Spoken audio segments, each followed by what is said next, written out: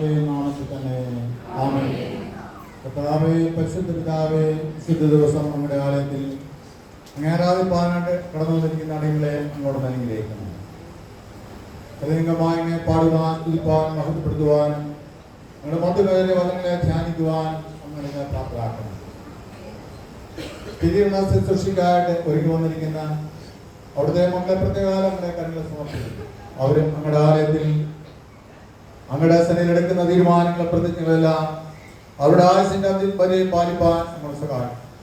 ഞങ്ങളുടെ ദിവ്യമായ സാന്നിധ്യത്താൽ നിറയ്ക്കണം പ്രാർത്ഥിക്കുന്നു. അവിടെയുള്ള കുറവുകൾ, വീഴ്ചകൾ എല്ലാം അവിടുന്ന് ക്ഷമിച്ച് അനുഗ്രഹിക്കണമെന്ന് പ്രാർത്ഥിക്കുന്നു. മഹത്വം മാത്രമെടുക്കണമേ. യേശുനാഥ് പ്രാർത്ഥിക്കുന്നത് ദൈവം കേൾക്കണമേ.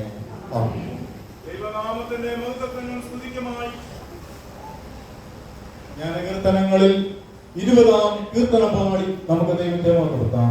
മലയാളം പുസ്തകം 6-ാം കുറ്റപ്പാട്ട് പാടി കർത്താവിനെ മഹത്വപ്പെടുത്താം. ഞാൻ കീർത്തനങ്ങളിൽ 20-ാം കീർത്തനം പാടി നമുക്ക് ദൈവത്തെ മഹത്വപ്പെടുത്താം. എല്ലാരും